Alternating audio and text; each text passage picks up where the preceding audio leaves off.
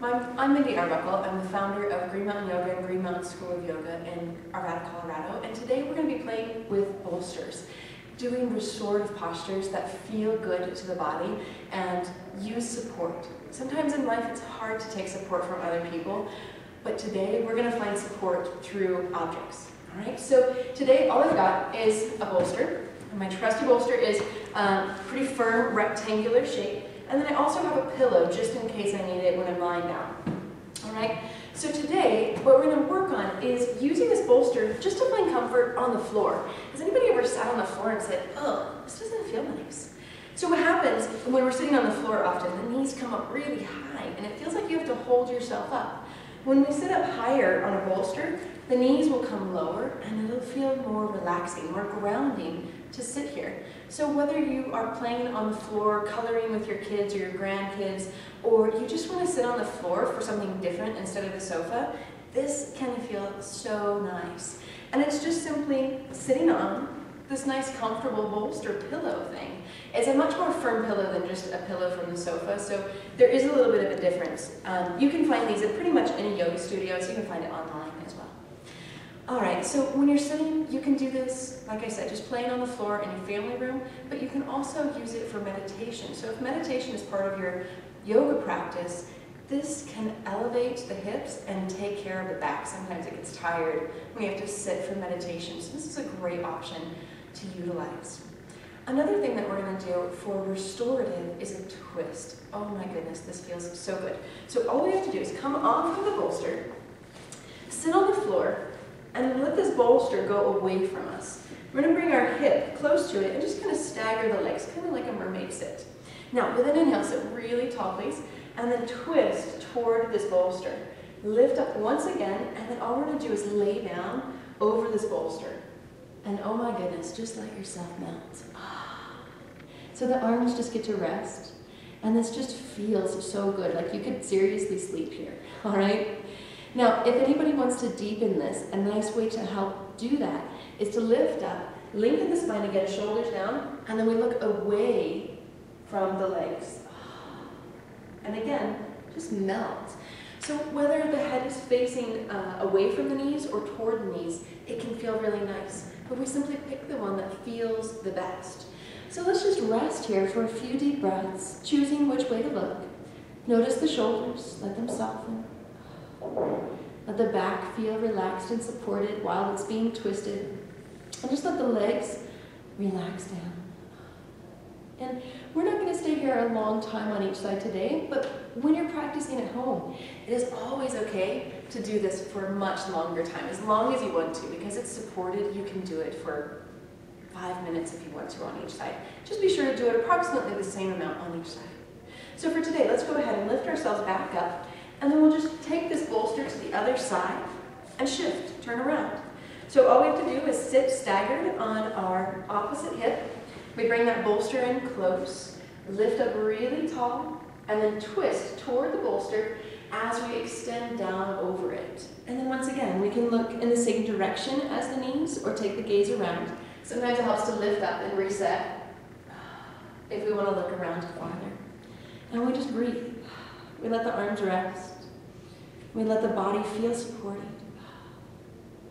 Sometimes it feels as if the only person that we can rely on is ourselves, and it's hard to give projects or let go of some of the control. And this is a way that we can practice it without actually having to trust somebody else. It sounds funny, but if we can trust a bolster, sometimes it'll help us trust those around us too, and allow those people to support us. Sometimes that's all we need. It's just a little bit of support, a little bit of faith in ourselves and others. So take a couple more restful breaths here. And just feel the support of this cushion.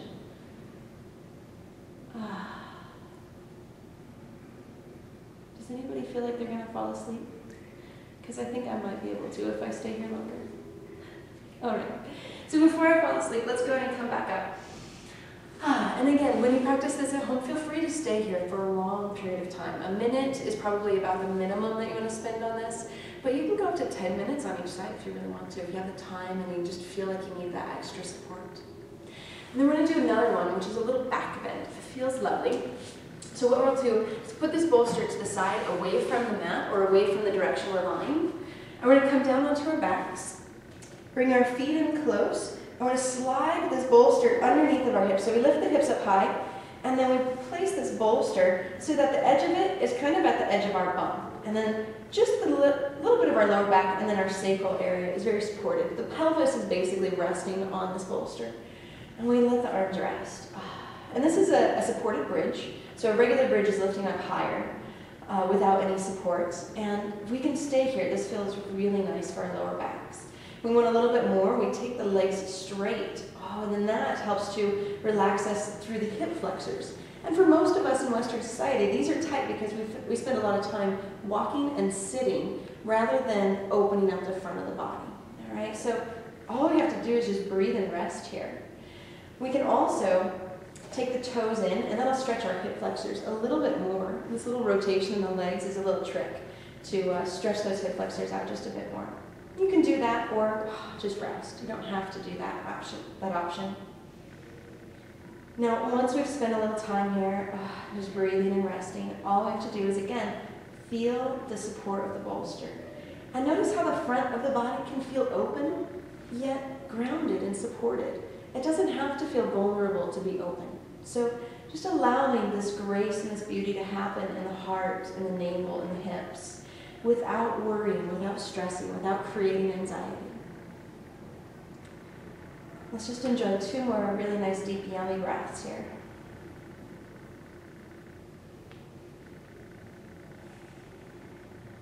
All right, so we'll slowly bend our knees one at a time. And then to stretch the back out in the opposite direction, we gently bring the knees up into the chest, let the hips sink down into the bolster, and this feels so good.